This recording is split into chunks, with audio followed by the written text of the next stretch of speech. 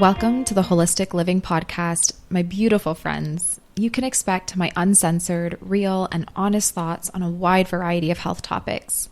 If you love to learn on ways to improve your health, your life, your mindset, your emotions, and everything in between in a natural way, you are in the right place, and I am so excited to have you here. Hello, everyone. Welcome to episode 6 of the Holistic Living Podcast. Today, we are talking about the relationship between your missing gallbladder and histamine overload, as well as digestive issues. I put out a poll on Instagram with a bunch of topics, and this was the highest voted topic. So that's what we are talking about today. Before I start, I've also made some TikToks on not having a gallbladder and some of the drugs and medications that people are given once their gallbladder is removed and some of the side effects that come with that. So you guys can check that out. But just to start, I bet you know at least one person who has had their gallbladder removed. Maybe yourself, maybe you have had your gallbladder removed and have had gallbladder surgery, or maybe a family member or a friend. Gallbladder removal surgery is extremely common, unfortunately, in North America.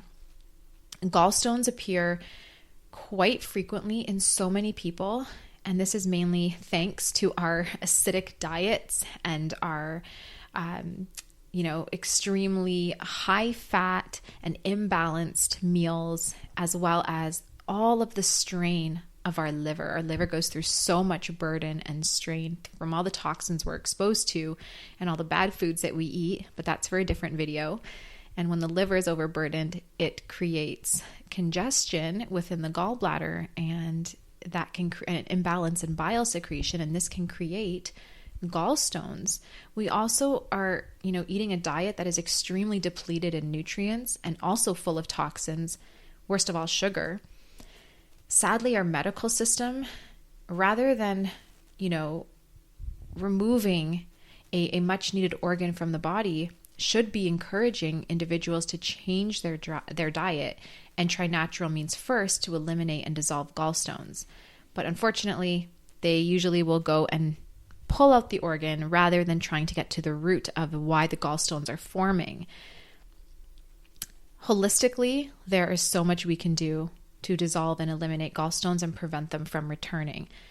And when you really think about it, the gallbladder is there for a reason. It is an extremely important organ, as you will come to learn through this podcast. And removing it, while I'm not saying it's never necessary, but majority of the time, at least from the people that I know and the clients that I work with, I do see that a lot of times gallbladders were taken out without ever educating the patient on the side effects, the long-term side effects, or without even trying other means first to eliminate and remove gallstones.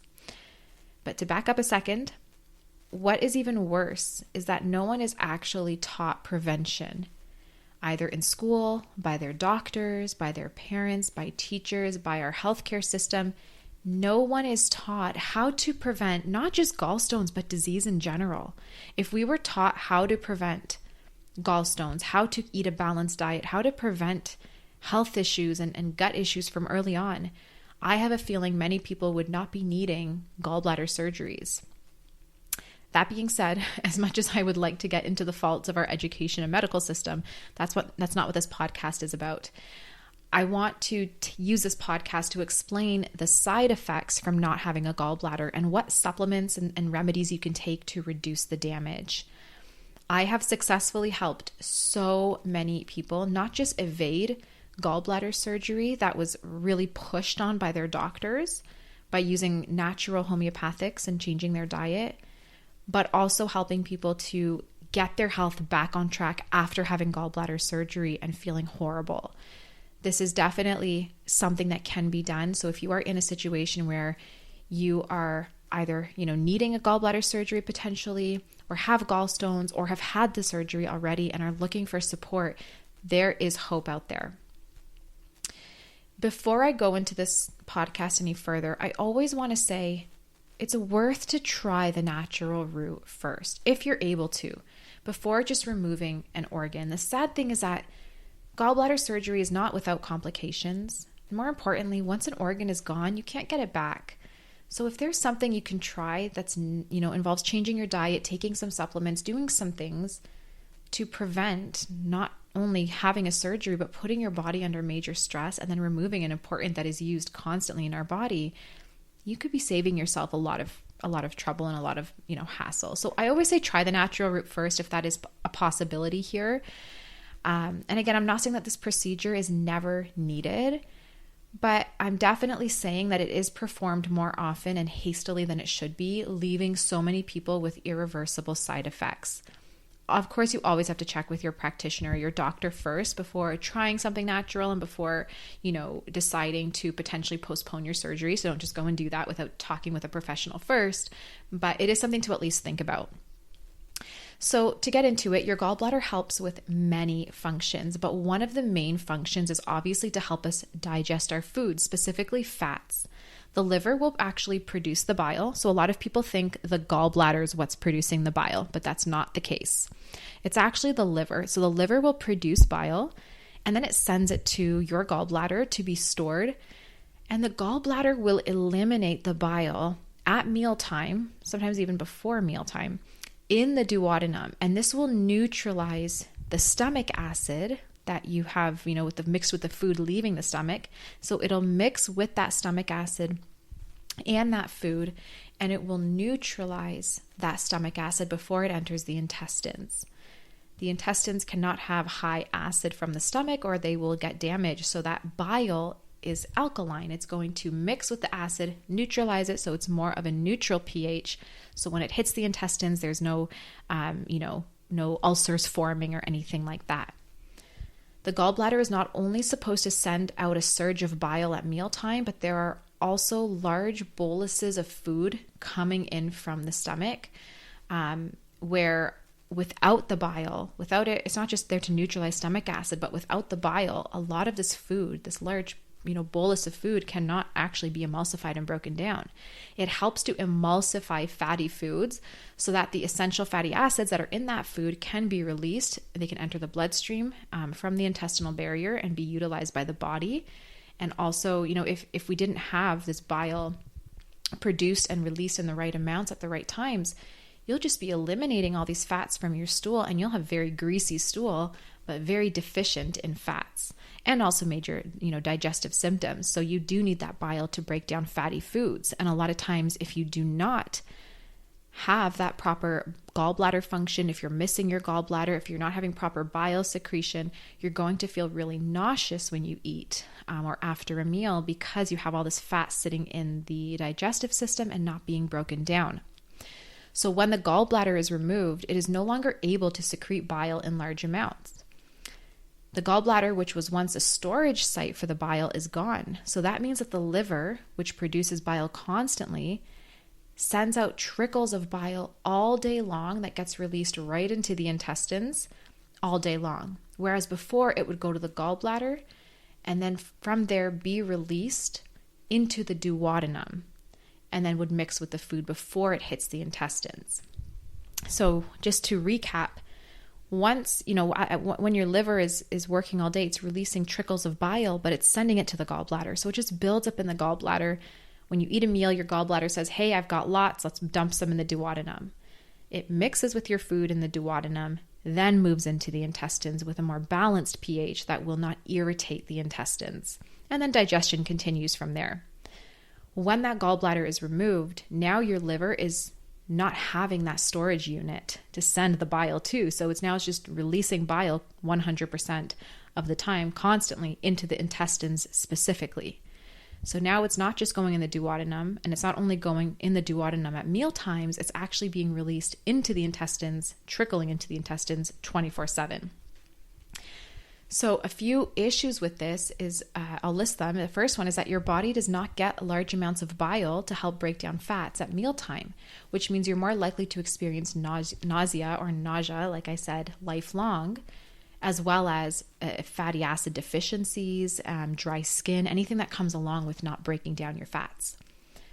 Even neurological issues as the brain really needs a lot of fat to function. Another thing is that now that you don't have large amounts of bile being released at one time at mealtime, you can't break down the fat. So you become also, like I just mentioned, deficient in omega-3 fatty acids, which are not only needed for the brain and other parts of the body, but also they're used to reduce histamine and inflammation. And they're also used to repair tissues, your immune system, strengthen the cell walls that we have all over our body, throughout every inch of our body, and again, nourish the skin, hair, nails, etc. What's worse is that now that you can't break down the fats that you're eating, your body has to store it in your tissues. And this leads to weight gain and even cellulite, which we all love, don't we? Think about it. You're eating all these fats. They're not being emulsified and broken down properly. So yeah, a lot's going to be excreted through the stool. You might have some greasy stool, but a lot of it's just going to be stored in the tissues and just kind of sitting there. It can cause issues like atherosclerosis and all kinds of problems. Also, constipation is quite common in individuals without a gallbladder because a lack of bile leaves the stool very hard and without lubrication in the intestines. The reason why our stool, not to get TMI, but the reason why stool is dark, it's like a dark brown or, just dark in color, is because there's bile mixed in. If you have a very pale colored stool, whether it's like a light green or gray or anything like that, that's a sign that you're not having enough bile in that, either in that meal that you ate or period. And bile is an emulsifier. It helps emulsify the stool, the fats. It helps to get everything out properly. If you don't have enough bile, the stool is going to be harder. Nothing's going to be as lubricated. Last but certainly not least is that the constant dripping of bile, and this is the most important one, the constant dripping of bile actually irritates the intestinal wall and signals the mast cells, which are in the lumen of the intestines, to release histamine. And this chronic release of histamine leads to histamine overload, gut inflammation, food sensitivities, and can exacerbate all the other symptoms that you may already have.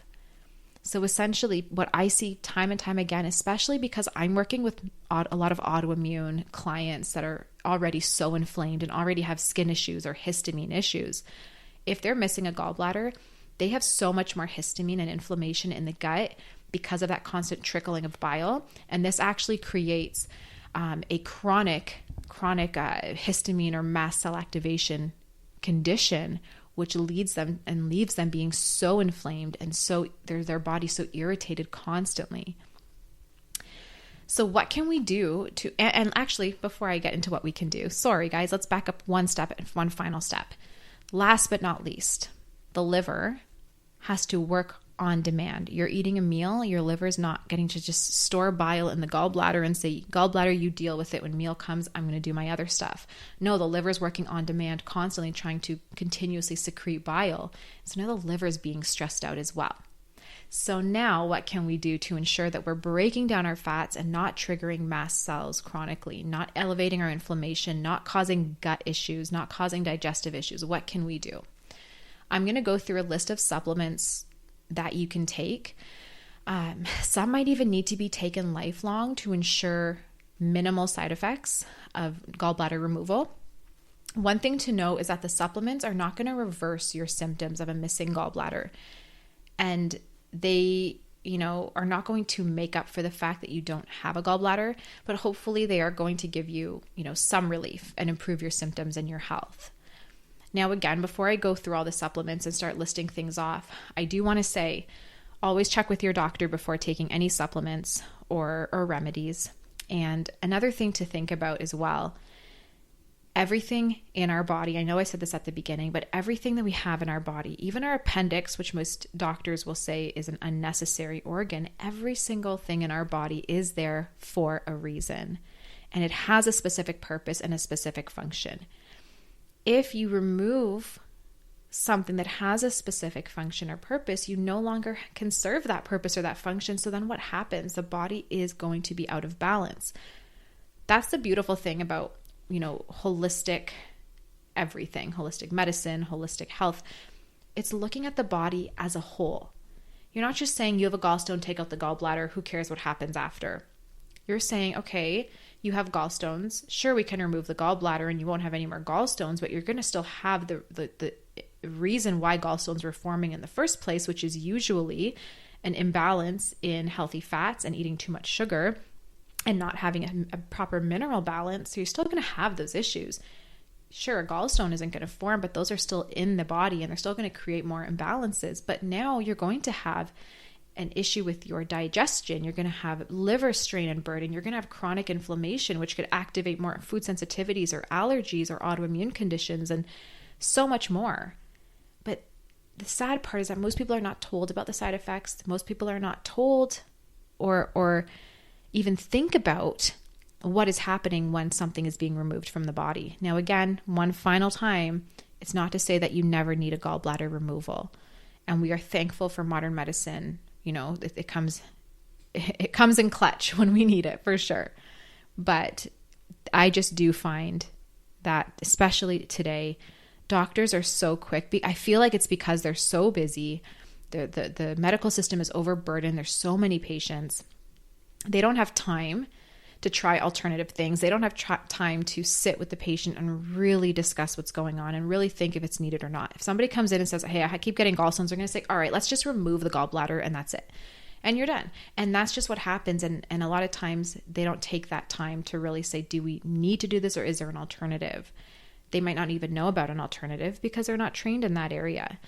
So when you're looking at something serious, all I'm saying is try to get a second opinion, see if there's something else you can try before really putting your body through something so serious. And again, if you have already removed your gallbladder, don't panic. There's lots that you can do.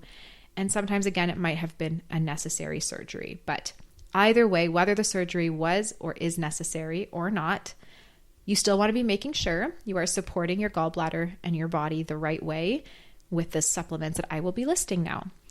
So we're going to start with bile. Now, this won't apply to all vegans, but I tell my vegan clients this, and I will tell you guys the same. This is one time where I say it might be very important to step away from the strictness of being vegan and take this one supplement, and that is ox bile. You can't get this in a vegan form, unfortunately, but if you are not having proper bile secretion, enough of it, you need to be supplementing if you want to be improving your symptoms. So this is one supplement that I would say, stay vegan if you want, but definitely incorporate ox bile. Everyone who has had their gallbladder removed should be taking ox bile 15 minutes before every meal to ensure proper digestion of fats and carbs and to make sure that you're assimilating your nutrients. It can also improve constipation if that's an issue for you. You will also need to reduce your overall fat consumption so as to not overburden the liver.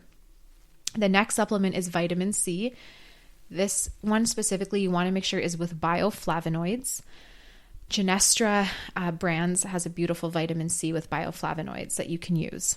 Vitamin C and the bioflavonoids will help reduce the histamine levels that are being elevated in the gut and should be taken frequently. Now, this isn't a supplement you need to take every single day, but frequently to help keep histamine low is recommended. If you want to know exactly how to dose everything, the timing, that's where you would need to work with a practitioner, or you can just try to follow bottle dosage and see how that goes for you. B vitamins are also needed, specifically folate and B6. B vitamins will help improve fat metabolism and also aid in reducing histamine. Folate is very helpful, especially if you have MTHFR, genetic SNP. You will want to use folate instead of folic acid, but it's very helpful in reducing histamine. The next one would be probiotics. Probiotics are needed to keep the gut lining intact and healthy and to replenish what is destroyed by the bile acids. And then you have L-glutamine. So L-glutamine should not be taken all the time.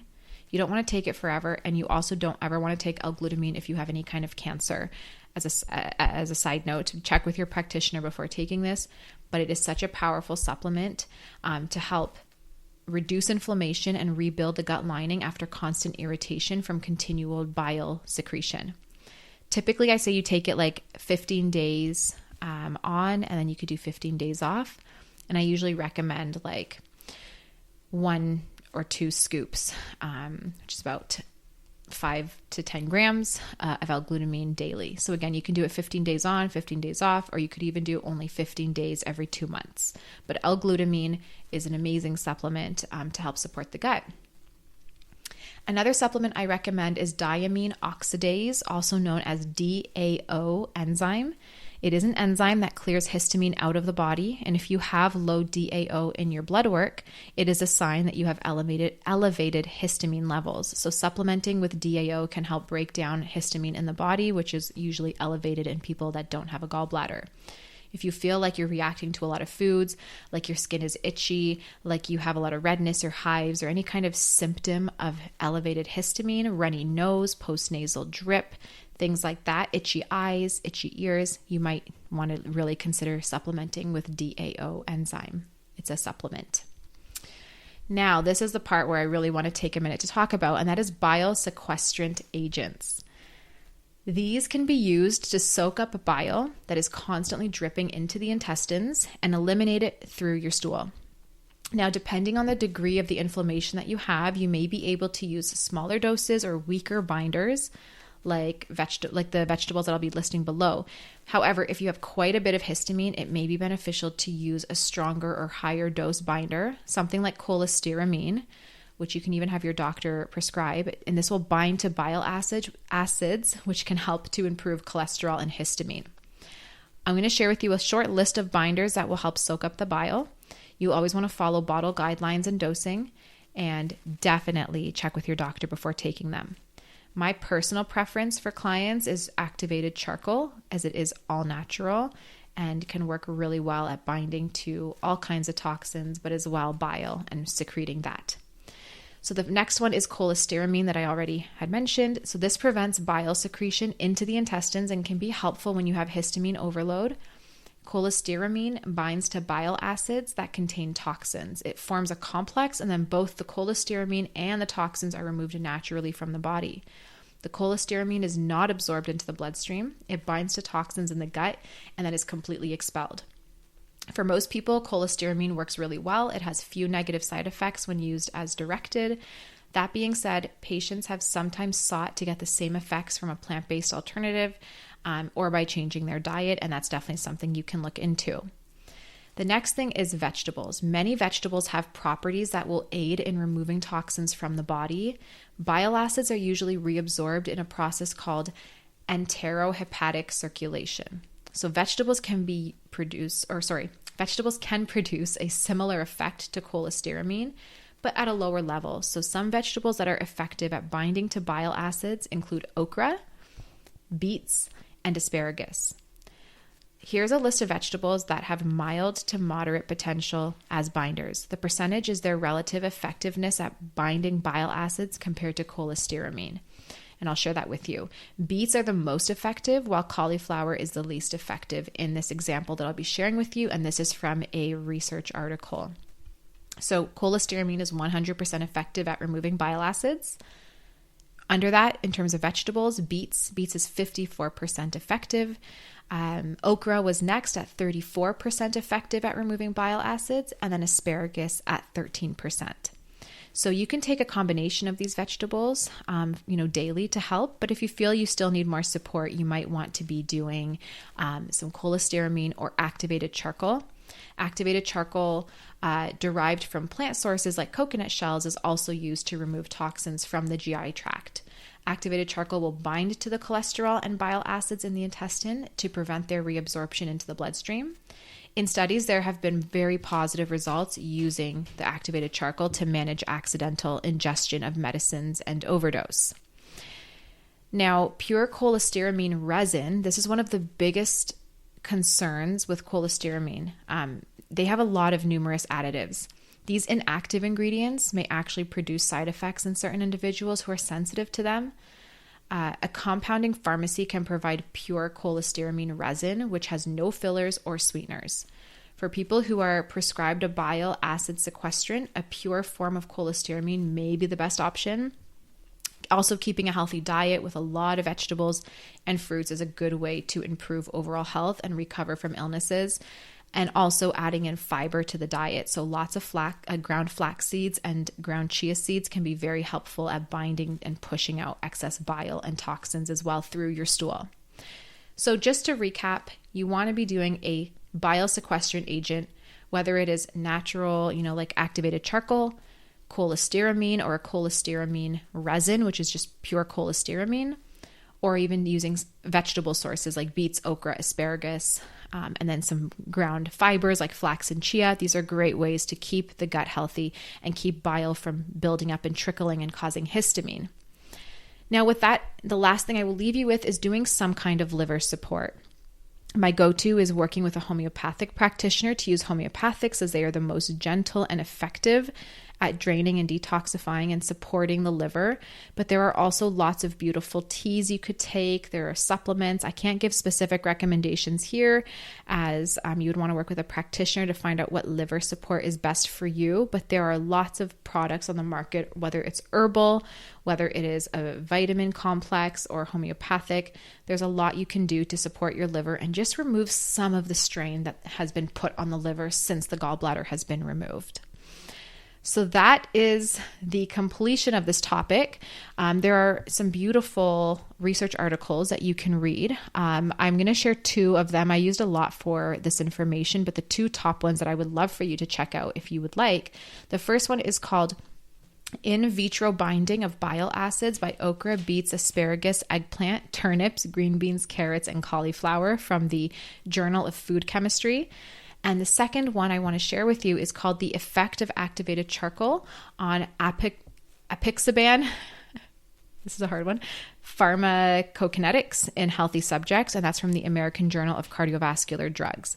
Both of these are amazing articles to look into. There's a lot on this topic, but definitely, if you've had your gallbladder removed, consider adding in some bile sequestering agents, doing like an ox bile for digestion, some probiotics, some vitamin C, some B vitamins, and maybe even the diamine oxidase enzyme to help lower histamine more in the body. If you have some longer and more, intense symptoms, maybe you're having not constipation, but loose stools or diarrhea, that would also be from histamine in the gut, from that inflammation. You could consider doing psyllium husk or slippery elm herb, which is a beautiful herb that can reduce colon inflammation. There's a lot that can be done. Obviously, I can't give you all of the information here, as it can get really specific, but if you ever are looking to work with someone, you can always reach out to me through my social media or my email or my website. If you live in Canada or the US, I work with clients only in North America. There's a lot of support you can get, and I just want to leave you with the message that if you are having any of these symptoms, or even something I didn't list but that has been a side effect of gallbladder removal, don't stress. There's always an option. There's always something you can do to at least try and improve the symptoms or the condition. And at the end of the day, what's done is done, right? So just move forward from there and do what you can to support your health. And if you can't do it on your own, it's so worth reaching out to a professional who can help, because they will improve your quality of life and the way that you feel so much. Thank you guys so much for listening to this podcast. I hope that you learned a lot. I hope you learned something, maybe something new, and please share it with your friends and family, anyone who you think might benefit from the Holistic Living podcast. I really appreciate each and every one of you listening and supporting me. I hope you have a beautiful day or night from wherever you're listening from, and I will talk to you in the next episode. Bye.